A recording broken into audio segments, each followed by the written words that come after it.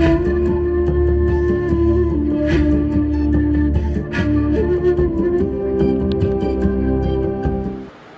भाई, इतना तो हो गया। पहला टॉपिक था यूक्लिड डिवीजन लेमा, समझ आ गया। दो यूज थे, दोनों समझ आ गया। HCF और क्वेश्चन प्रूफ। अब बात करते हैं हमारा second topic, fundamental theorem of arithmetic. ये थ्योरम से क्या कहती है इसको समझिए। It states that any composite number याद है ना, मैंने बताया था, कैन बी रिप्रेजेंटेड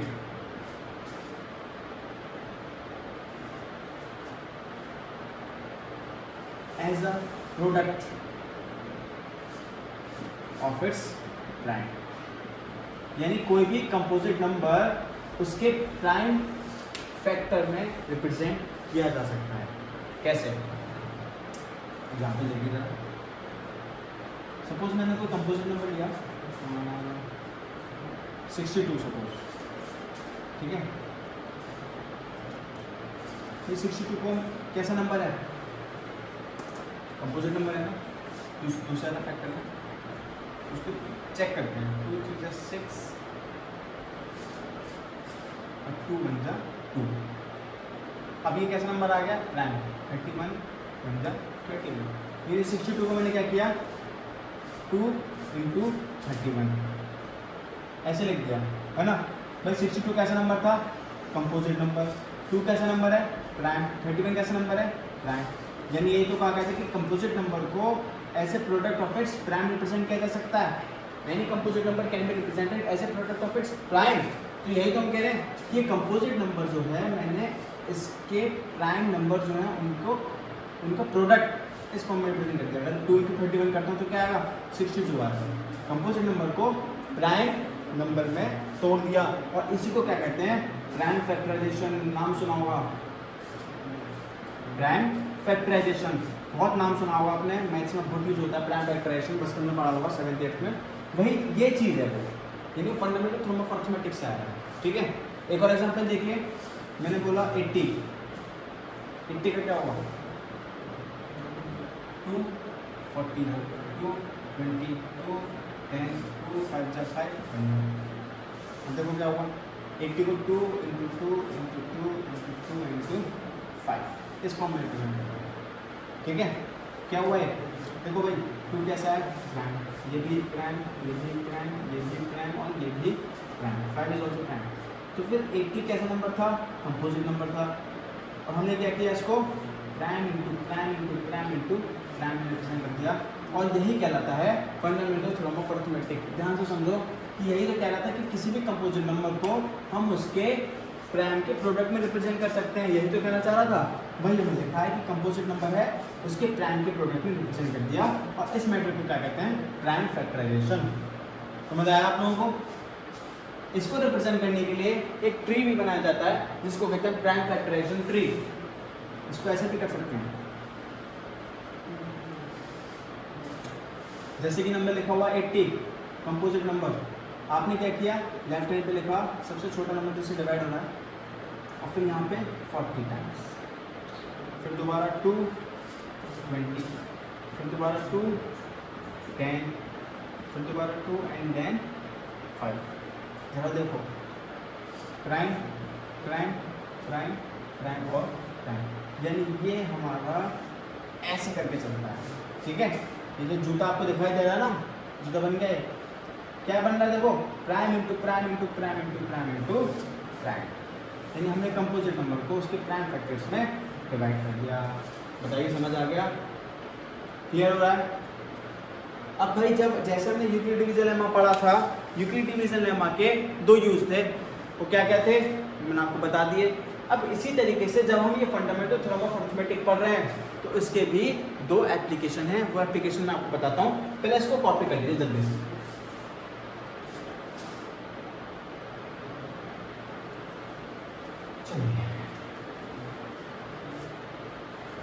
समझ आई आपको fundamental theorem of arithmetic? I hope कि समझ आई होगी। वैसे बहुत ईजी है, बस कल ही पढ़ रखी है।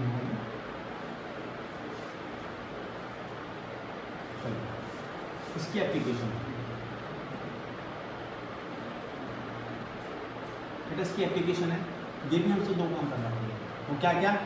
पहली चीज़ तो ये आपको HCF फाइंड करने में हेल्प करेगी, दूसरी चीज़ ये LCM फाइंड करने में हेल्प करेगी। ठीक है, आपको एक सवाल आ रहा होगा कि सर HCF तो यूक्लिड डिवीजन लेमा भी बता रहे थे अच्छे खासे, तो फिर HCF यहाँ पे क्यों नहीं आएंगे, क्यों पढ़ा है फिर उनको? भाई HCF तो हम बहुत सारे तरीके जानते निकालने के लिए, लेकिन यूक्लिड डिवीजन लेमा ना फेल हो जाती है जहाँ पे 3 नंबर का HCF निकालना पड़ जाए। मैं आपसे कह दूँ बताओ यूक्लिड डिवीजन लेमा लगाओ HCF फाइंड करने के लिए, आप कर सकते हो उसमें? भाई वहाँ तो हमने 2 नंबर की पढ़ी थी ना, यानी आप यूक्लिड डिवीजन लेमा से सिर्फ और सिर्फ 2 नंबर का HCF फाइंड कर सकते हैं, 3 का नहीं। यानी 3 का HCF जब आप फाइंड करना चाहेंगे तो वो फंडामेंटल थ्योरम ऑफ अरिथमेटिक से करेंगे, यानी प्राइम फैक्टराइजेशन से करेंगे। देखो कैसे करते हैं, पहले सॉल्व करते हैं HCF सीखते हैं। ठीक है,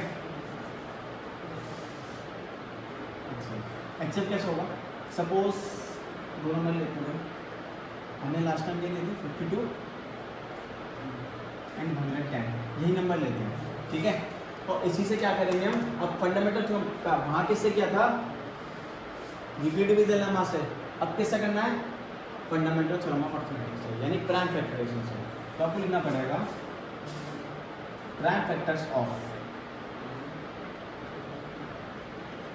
52 एंड 110, यानी 110 और 52 के प्राइम फैक्टर कर लीजिए। 52 के प्राइम फैक्टर ऐसे करके कर लो, 2 2 का 4 2 6 12 2 1 2 2 6 18 बन जा 13, 2 इंटू 2 इंटू 13। अब 110 के प्राइम फैक्टर्स कर लीजिए, 10 और 5 11 जा 11 2 इंटू 5 इंटू 11। यानी पहला काम आपको जो करना है वो है प्राइम फैक्टराइजेशन करना पड़ेगा। जो 2 नंबर आपको 2 या 3 जो जितने भी हैं दिए हुए हैं उनका आपको क्या करना पड़ेगा? Prime factorization. उसके बाद ये चेक करना पड़ेगा कि जो दोनों नंबर में कॉमन आया हो, है ना? देखो कॉमन क्या है, 2 दोनों के पास कॉमन है, उसके अलावा और कुछ तो नहीं है। लेकिन HCF कितना आ गया?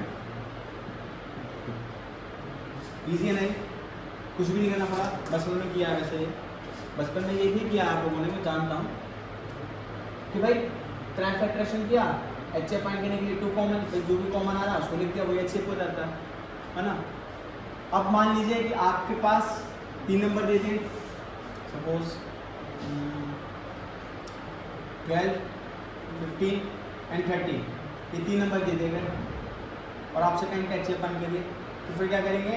12 के प्राइम फैक्टराइजेशन करेंगे, 2 इंटू 2 इंटू 3, 2 2 या 4 3 का 50 का क्या होगा?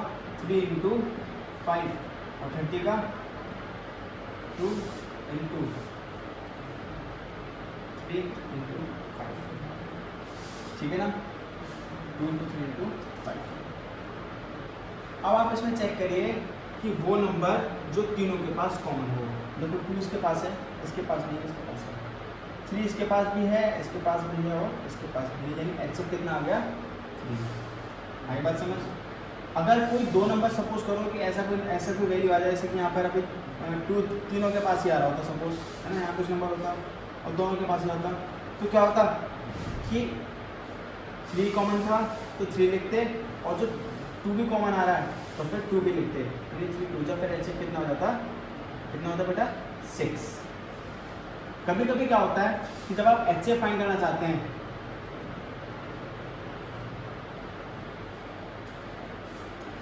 एंड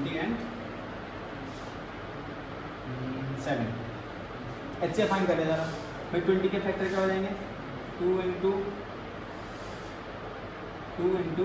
5 और 7 के 7 इंटू 1। अब एक बात बताओ, अब तो इसमें कुछ भी कॉमन नहीं आ रहा इसमें, तो इसमें क्या करें? अब मैंने बताया था जिसका कोई नहीं उसका कौन होता है? भगवान। यानी इनका कोई नहीं है तो इनका भगवान है, यानी HCF क्या हो गया इसके पास? 1। और जिनका HCF 1 होता है उसको क्या कहते हैं? कोप्राइम। याद करो फर्स्ट टॉपिक में बताया था कि 20 एंड 7 आर कोप्राइम, क्योंकि इनका HCF क्या है? सिर्फ 1 है। आगे बात समझ?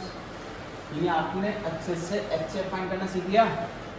HCF कैसे फाइंड करेंगे? Using prime factorization method. ठीक है, अब बात करते हैं एलसीएम की कि सर एलसीएम कैसे फाइंड करेंगे। HCF तो आ गया समझ हमको।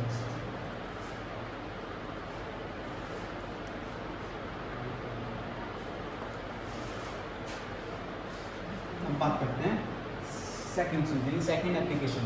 वो क्या है?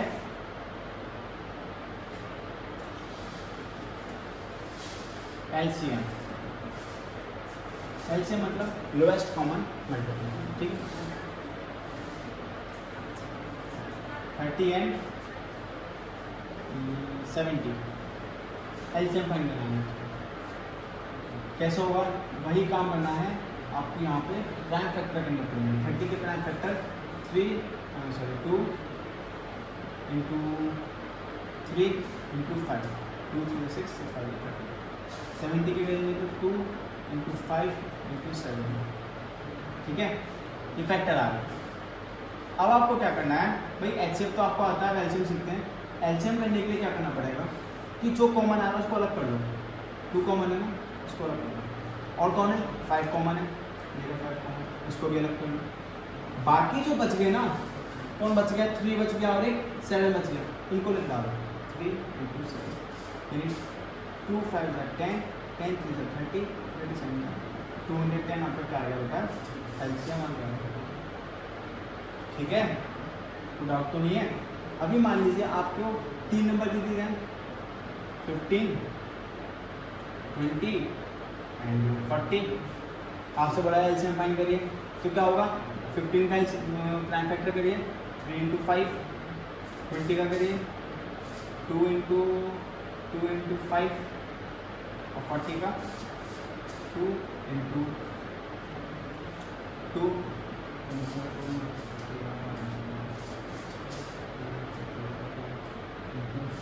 टू द 4 और 1 4। ठीक है, अब समझिए ज़रा, ये थोड़ा इम्पोर्टेंट है। एलसीएम कैसे आएगा इसका?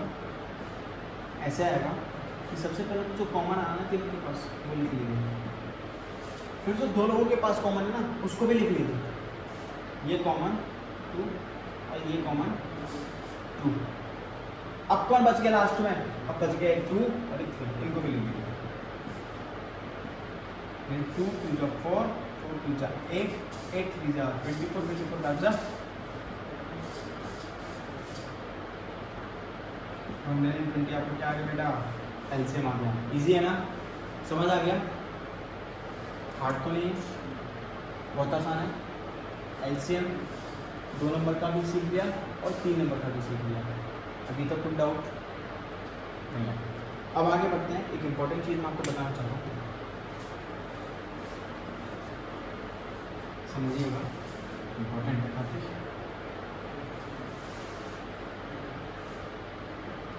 सपोज मैं एक क्वेश्चन ले रहा हूँ 30 एंड 70। ठीक है, मुझे क्या करना है? इसका एलसीएम भी फाइंड करना है और एचसीएफ भी फाइंड करना है। ठीक है, तो सबसे पहले प्राइम फैक्टर की मैंने 30 और 70 का। 30 का क्या हो जाएगा? 2 इंटू 5 2 इंटू 3 इंटू 5। 70 का करेंगे 2 इंटू 5 इंटू 7 इंटू 5। ठीक है, ये प्राइम फैक्टर होगा। एचसीएफ कितना आएगा देख के बता सकते हो। 2 कॉमन आ रहा है तो राउंड करने की जरूरत नहीं है, डायरेक्टली देख सकते हैं। 2 कॉमन है और 5 कॉमन है, तो एचसीएफ कितना आ गया? एलसीएम कितना आएगा? फिर 2 कॉमन 5 कॉमन, बाकी कौन बच गया? एक 3 और एक 7 बच गया, उसको भी निकालो। 2 5 10 10 3 13 2। एचसीएफ भी आ गया, एलसीएम भी आ गया। अब एक कंक्लूजन, मैंने क्या किया? एचसीएफ का और एलसीएम का मल्टीप्लाई कर दिया। खाली बैठे मन कर रहा था, मैंने मल्टीप्लाई किया 10 और 210। कितना हो गया? एचसीएफ था 10 और एलसीएम था 210। मल्टीप्लाई करने पे क्या आएगा? 2100 है ना। और उन दोनों नंबर का मल्टीप्लाई किया, first number into second number. देखो जरा 30 इंटू 70, फिर 30 क्या है? 3 7 या 2000 सेम आ रहा है, सेम आ रहा है ना। इसका मतलब ये है कि जब भी आप फर्स्ट नंबर का सेकंड नंबर का मल्टीप्लाई करोगे तो वो हमेशा एलसीएम इंटू एचसीएफ के बराबर आएगा।